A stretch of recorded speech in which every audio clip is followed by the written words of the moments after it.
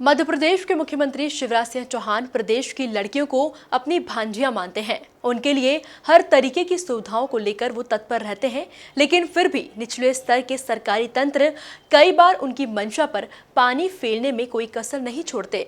इसी तरह का एक मामला छिंदवाड़ा का तामिया से सामने आया है, जहां पर एकलव्य आवासीय केंद्रीय विद्यालय को घटिया भोजन दिया जा रहा है। देखिए ये खास रिपोर्ट।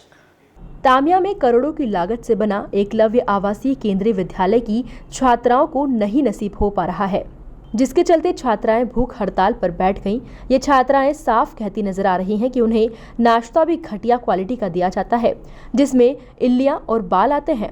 इसकी शिकायत इन छात्राओं ने कई बार आला अधिकारियों को की, लेकिन अब तक समस्या जस की तस बनी हुई है। में इल्लियाँ मिलती हैं, बाल मिलते हैं, कौन खा लेगा सर वैसा खाना?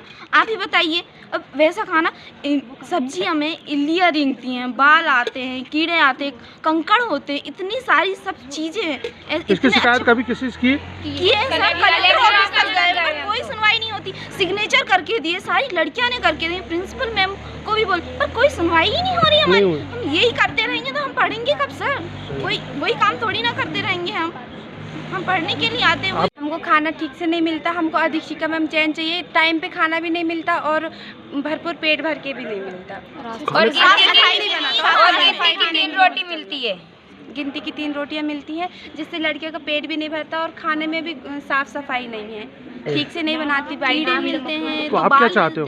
हम लोग चाहते हैं कि खाना ठीक से मिले हमको और हमारी अधीक्षिका मैम को चेंज कराया जाए। मामा शिवराज के इन लाडलियों की परेशानी को आपने सुना। इसके साथ ही यहाँ पर भारी अव्यवस्थाएं भी हैं। अगर कोई छात्रा बीमार हो जाती है तो अधीक्षिका को बताने पर भी समय पर अस्पताल नहीं पहुंचाया जाता है। साथ ही अगर कोई परिवार वाला इन छात्राओं से मिलने आता है तो उनसे भी सामान लेकर जाने को कहा जाता है। ये सारी परेशानी एक छात्रा ने खुद बताई। से मिलने आए थे तो मैम ने हमारे भैया से मिलने नहीं दी थी, बोलती थी कि वहीं पे रख दो सामान, दूर चले जाओ। और कल एक लड़की बीमार हो गई थी तो मैम को हमने 1 घंटा पहले फ़ोन लगाए थे, लेकिन मैम बहुत लेट आई थी और दीदी लोग को बोल रहे थे कि एम्बुलेंस को फ़ोन लगाओ, तो दीदी लोग बोल रही थी हमारे ऊपर, बोले मैम का दबाव हम कैसे लगा सकते हैं। तो मैम यहाँ रहती कि नहीं रहती? मैम नहीं रहती है। जब वो बहुत ज़्यादा सीरियस हो गई है उसके बाद मैम आई तो सबसे पहले उन्होंने किचन पे आके देखी, ऐसे नहीं कि पहले लड़कियाँ बीमार है तो उसको ले जाए हॉस्टल। आपका नाम बताइए। मेरा नाम खुशबू के है और हम चाहते हैं कि हमारी जो अधीक्षिका मैम है वो बिल्कुल चेंज हो जाए। हमें दूसरी मैम चाहिए, न्यू चाहिए। छात्राओं के इस अनशन के दौरान अधिकारी भी मौके पर पहुंचे। जब उन्हें दिखाया गया कि उन्हें किस तरह का नाश्ता दिया जा रहा है तो उन्होंने भी स्वीकार किया कि वो घटिया क्वालिटी का था। अनशन करने पे ये जो लड़कियां हैं ये अभी तो आई हैं। नहीं मैडम, अभी नाश्ता देखा मैंने, अभी उसमें ना हल्दी और नमक भर कुछ नहीं है।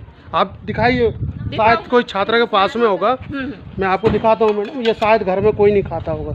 दिखाइए, ये नाश्ता देखिए मैडम, ये क्या है? नाश्ते की क्वालिटी तो बिल्कुल भी अच्छी बताइए, आप ही बताइए कैसा नाश्ता शायद कोई नहीं खाता होगा। ये छात्राओं को देते हैं, खा के देखिए जरा।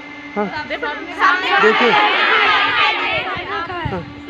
ये अच्छी बात है। एकलव्य आवासीय केंद्रीय विद्यालय में इन छात्राओं की मांग पर गौर फरमाने की काफी जरूरत है, क्योंकि जिस तरह से इन बच्चियों को खुद अपनी मांग रखने के लिए धरने पर बैठना पड़ा है, वो सिस्टम की नाकामी को उजागर करता है।